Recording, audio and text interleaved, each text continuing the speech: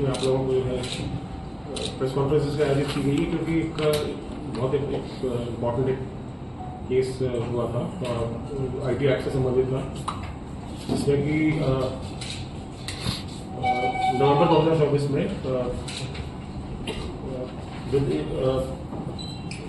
हमारे एक मर्ग कायम हुई थी। मर्ग में जो मृतक बामन राव मोहरे थे, जो कि पुलिस के ही कर्मचारी थे और छत्तीसगढ़ में अपनी सेवाएं देते थे। उसके बाद रिटायर होने के बाद यहाँ छिंदवाड़ा में वो हमने यहाँ रह रहे थे, तो उनके साथ में सूचना थाने में कंप्यूटर में भी आई कि किसी व्यक्ति के द्वारा जो है जहर खा करके आत्महत्या कर ली गई है। तो मौके पर जाकर के जब पुलिस टीम पहुंची, वहाँ पे जाकर उन्होंने देखा मौके पे, तो एक मृतक बामन राव मोहरे जी पे वहाँ पे थे, उन्हीं का कमरे में जो है वो मृत पाए गए और साथ में जो है उनके द्वारा जो है जहर का सेवन किया गया था। तो प्रारंभिक तौर पे जो कारण होता है वो समझ में एकदम से नहीं आता, लेकिन वहाँ कुछ जो चीज़ें जो अवशेष वहाँ पे पड़े हुए थे, कुछ बैंक की रसीद वगैरह थी, और उसकी जाँच की गई। तो ये मालूम पड़ा कि बामन राव मोहरे जो मोहरे जी हैं, उनके साथ में किसी व्यक्ति के द्वारा उनको एक अश्लील कुछ फोटोज वगैरह जो है उनको दिखा करके जो ब्लैकमेल किया जा रहा था, और सेक्सटॉर्शन टाइप का जिसको क्लेम कहते हैं कि मतलब उनको गलत उनकी जो है पिक्चरें जो उनको दिखा करके उनको ब्लैकमेल किया गया, जिससे कि इनिशियली उनसे कुछ पैसे की डिमांड की गई। तो उन्हें 10,000 20,000 रुपये ऐसे जो है उनने जो बैंक अकाउंट नंबर जो बताया गया था उसमें उनके द्वारा भेजा गया। फिर एक अंगूठी जो थी वो गिरवी रखी, गिरवी रखने के बाद जो है उससे जो है बचे हुए पैसे और निकले, लेकिन उनकी चूँकि डिमांड लगातार बढ़ती जा रही थी, डिमांड उनके द्वारा की ही जा रही थी। तो ऐसी स्थिति में फिर वो नेचुरली आदमी परेशान हो जाता है, और तो जो सामाजिक पारिवारिक जो एक दबाव से महसूस करता है, तो उसके चलते उनके द्वारा जो है ये घटना। हरिओम। आज महिला दिवस के निमित्त सभी विश्व में पूरी लाखों महिलाएं पूज्य बापूजी की रिहाई के लिए मांग कर रही है। एक बापूजी है जिन्होंने सनातन संस्कृति के लिए बहुत सारे कार्य किए हैं। आज देश में जो भी धर्म, संस्कृति, शांति दिखाई दे रही है वो बापूजी की वजह से दिखाई दे रही है।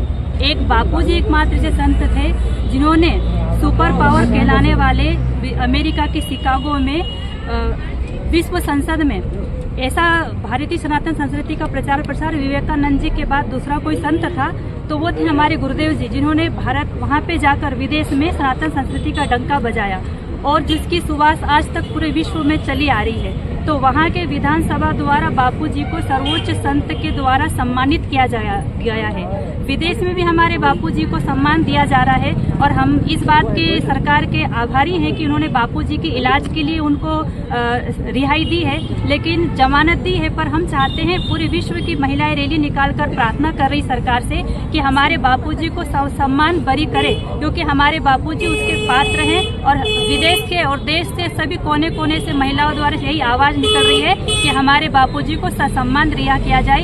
यही हमारी सरकार और न्यायपालिका से प्रार्थना है। हरिओम। आज महिला दिवस के उपलक्ष्य में सभी देश प्रदेशवासियों को मेरा नमस्कार और सभी को साधुवाद। आज हम सभी महिलाएं शादी का एकत्र इसलिए हुई है कि आज हमारे बापूजी 12 साल से जेल में, और हम लोग यही चाहते हैं कि हमारे बापू से सम्मान लिया हो।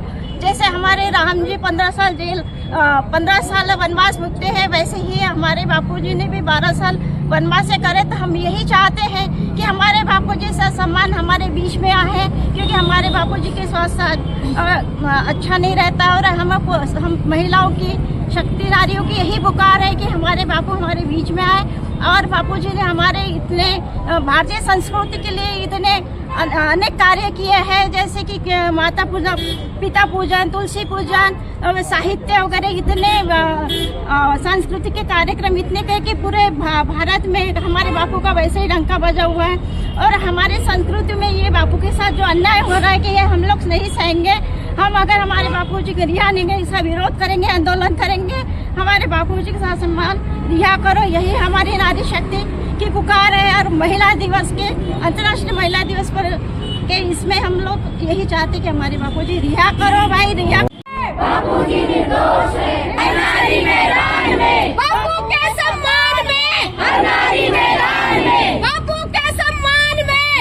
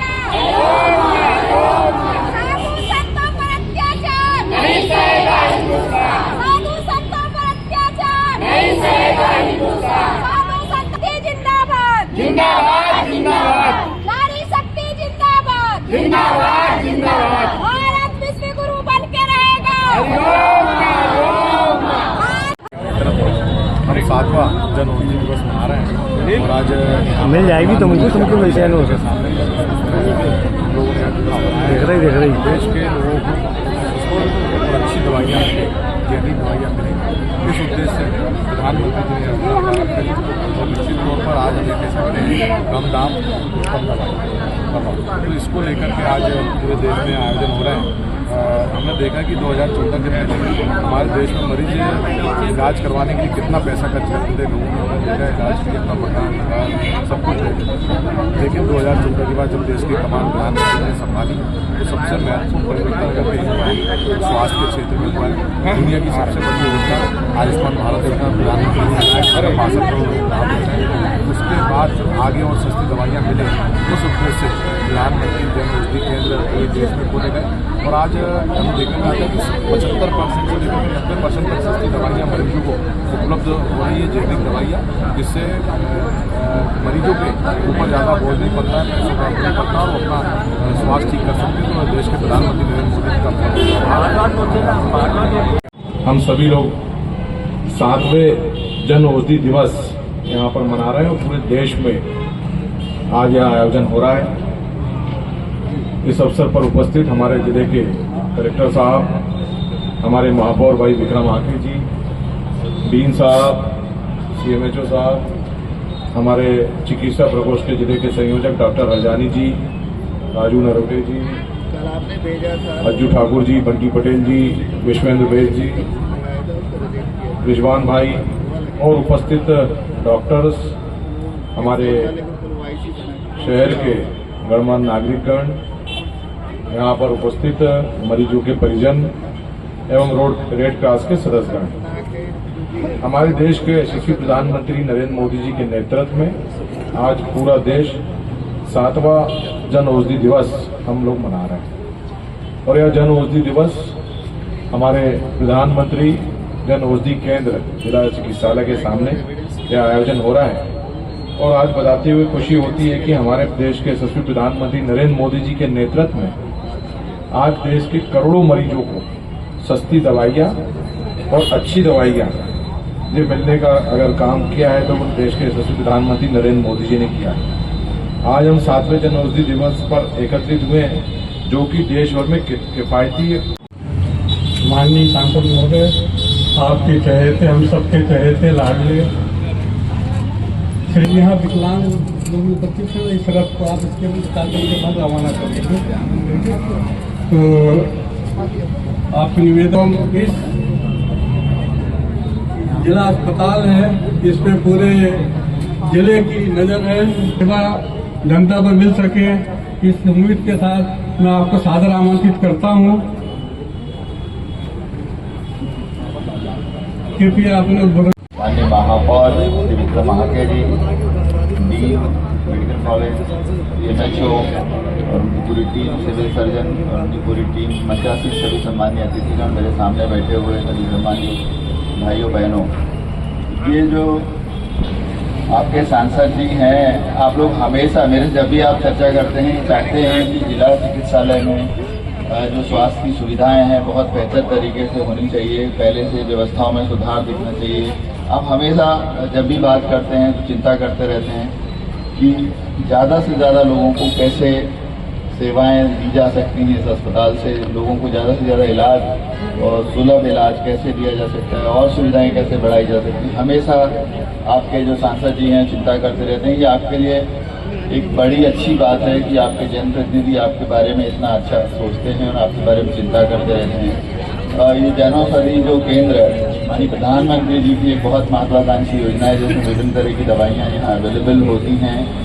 डॉक्टर्स से मेरा अनुरोध है कि आप लोग जरा इसकी जो दवाइयाँ यहाँ अवेलेबल हैं इनका प्रिस्क्रिप्शन जरूर अपने उसमें लिखें ताकि यहाँ पे लोग आएँ। नहीं तो आप लोग अगर इस तरह की मेडिसिन प्रिस्क्राइब करते रहेंगे जो यहाँ अवेलेबल नहीं है और दूसरी जगह अवेलेबल हैं तो जो पेशेंट्स हैं इस जन औषधि केंद्र का बहुत ज़्यादा लाभ नहीं उठा पाएंगे।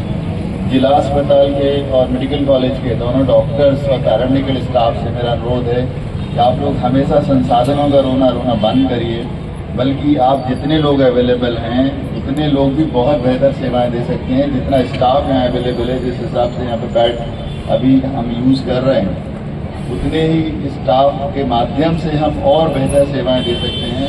आप किसी भी मेडिकल जो प्राइवेट मेडिकल कॉलेज है या मेडिकल अस्पताल है, उसमें इतना ज़्यादा स्टाफ कहीं नहीं होगा, इतना एक्सपीरियंस स्टाफ नहीं होगा, इतना क्वालिफाइड स्टाफ नहीं होगा जो इस जिला अस्पताल में है। परंतु मैं देखता हूँ कि हमेशा ये शिकायत आती है कि समय पे डॉक्टर अवेलेबल नहीं है, समय पे नर्सिंग स्टाफ अवेलेबल नहीं है, पार्ट बॉय या जो लोग हैं वो अवेलेबल नहीं है। इन सब व्यवस्थाओं में हमें सुधार करने की ज़रूरत है। हम सब को चाहिए कि जो आपका सेवा का टाइम है, सर्विस का टाइम है, उस समय ड्यूटी पर अवेलेबल रहें, ना केवल ड्यूटी पर उपलब्ध रहें, बल्कि एक ऐसा ये पेशा है, एक ऐसा आपका काम है कि जब तक इसमें सेवा भाव नहीं होगा तब तक आप इतनी ईमानदारी से भी काम करते रहेंगे, आपको उतना संस्था नहीं मिलेगी। आप लोग देखते होंगे जब किसी भी प्राइवेट हॉस्पिटल्स में जाते हैं तो वहाँ जो सेवा भाव है मिलता है, उसके कारण आप लोग उस दिन पर ठीक है इलाज जैसा हुआ, परंतु वहाँ के स्टाफ का स्वभाव बहुत अच्छा था, लोगों ने सर्विस बहुत अच्छी दी। आप नागपुर जाते हैं, कहीं जाते हैं तो आप उससे ही प्रसन्न रहते हो कि अब उन्होंने बातचीत बहुत अच्छी की, बार बार आते थे, बार बार चेक करने आते थे, पूछने आते थे, पेशेंट्स का बहुत ध्यान रखते थे। तो ये चीज़ें हैं वो आपके जिला अस्पताल में जो दिखनी चाहिए, उसका थोड़ा सा इम्प्रूव करने की ज़रूरत है। जहाँ तक संसाधनों का बात है, मध्य प्रदेश सरकार और भारत सरकार दोनों इससे चिंतित है। जो मेडिकल कॉलेज है, हम लोगों की कोशिश है कि जनवरी 26 में उसका लोकार्पण हो जाए। बिल्डिंग लगभग तैयार है, 90% काम उसमें हो गया है और हमारी कोशिश है, हमारे सांसद जी की भी कोशिश है, मध्य प्रदेश शासन की भी कोशिश है कि जनवरी में ये अगले साल जो आने वाला है शुरू हो जाएगा। आपके यहाँ पर जो मैटरनिटी विंग है उसमें भी काफ़ी प्रॉब्लम होती है क्योंकि काफ़ी ज़्यादा महिलाएं डिलीवरी वगैरह के लिए यहाँ पे आती हैं, तो उसकी बिल्डिंग आप देख रहे हैं कि उसका काम स्टार्ट है। इसकी भी हम लोग बहुत तेज़ी से इसको पूरा कराने के लिए प्रयासरत हैं कि जल्दी से जल्दी पूरा हो जाए, ताकि जो मेडिकल जो गायनी वार्ड है, गायनी में जो भीड़ है उसको कैसे कम किया जा सकता है, उस पर काम करेंगे। मेरा सभी जो पेशेंट्स के साथ आने वाले जो अटेंडेंट्स हैं उनसे अनुरोध रहेगा कि आप लोग एक एक पेशेंट के साथ 6-6, 7-7 लोग आ जाते हो। आप लोग जब इतने ज़्यादा अटेंडेंट आकर के वहाँ पे आसपास बैठते हो तो वहाँ की सारी व्यवस्थाओं को आप लोग अव्यवस्थित कर देते हो और डॉक्टर्स या पैरामेडिकल स्टाफ इलाज में ध्यान दें कि आप लोगों के अरेंजमेंट्स में ध्यान दें। तो आप सभी से मेरा अनुरोध है कि कृपा करके एक अटेंडेंट एक बार में एक पेशेंट के साथ रहना ही बहुत है, क्योंकि आप लोग वहाँ उसका इलाज नहीं कर सकते हो। आप लोगों को केवल अगर कोई चीज़ मंगाना है, कोई ज़रूरत है तो उसके लिए एक अटेंडेंट बहुत होता है। 6-6, 7-7 लोग अगर बैठ जाते हो तो पूरा वार्ड आप भर देते हो और वहाँ की सारी व्यवस्थाओं को आप अव्यवस्थित कर देते हो और आप उस पेशेंट का भला बिल्कुल नहीं करते बल्कि और नुकसान करते हो, क्योंकि वहाँ जाकर के आप तरह तरह की बीमारियाँ, जर्म्स और गंदगी लेकर के जा रहे हो जो मरीज के लिए और ज़्यादा नुकसानदायक होता है। जबकि वहाँ साफ सुथरा, साफ सफाई रखना चाहिए, कम से कम चीज़ें वहाँ होनी चाहिए। तो ये नहीं होता है और मैं देखता हूँ कि पूरा जो सीढ़ियाँ हैं, लिफ्ट है, जगह जगह पर जो पान गुटखा खाते हैं, जहाँ मर्जी आए वहाँ थूक देते हैं। उससे पूरा अस्पताल गंदा होता है। फिर कहेंगे कि साहब अस्पताल बहुत गंदा है, सफाई नहीं हो रही है, परंतु ये अस्पताल किसी का नहीं है, आपका अपना अस्पताल है। आपके अपने लोग यहाँ पे इलाज कराने आते हैं, आपके अपने शहर की है, अपने आसपास के गाँव।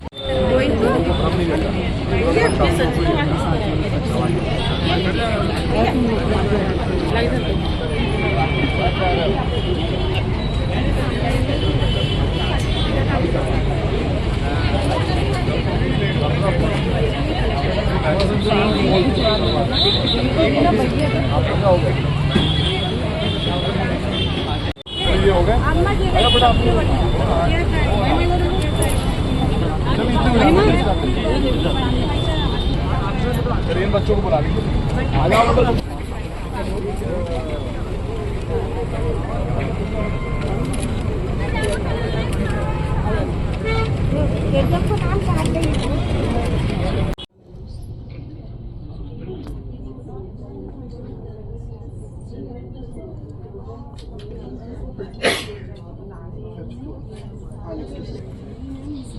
तो आपके पास पूछा था 23-24 में क्या था, 24-25 में क्या था, 24 ये पर मैं लोकेट नहीं कर पा रही सिस्टम निकाल क्या है इसमें बस में भैया ऐसा भैया उस साइड जाओ, साइड जाओ, साइड जी उनको दिव्यांग बच्चों को पूरे जो जितने भी शासकीय कार्यालय है अपने वहाँ पर इनकी भ्रमण करवा देती है और कोई पार्क है, शॉपिंग मॉल है।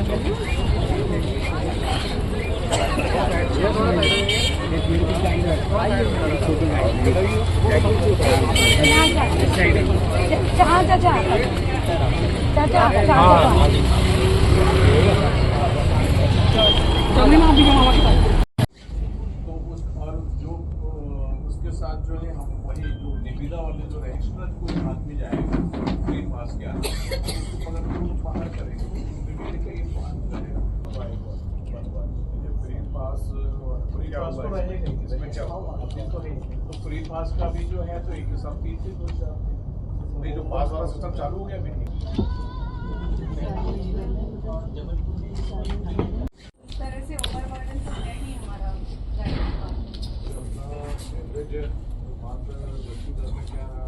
तो काफ़ी उसमें हमने इम्प्रूवमेंट किया है और उसी हिसाब से हम मैनेज भी करते हैं पेशेंट्स को।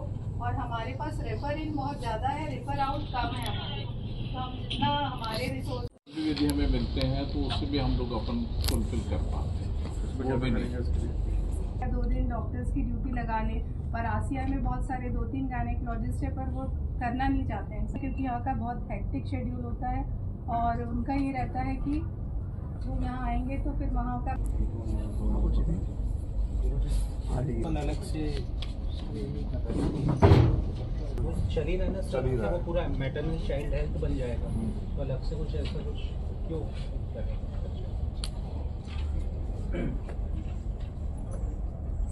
सर इसी तरह से पेरीफेरी से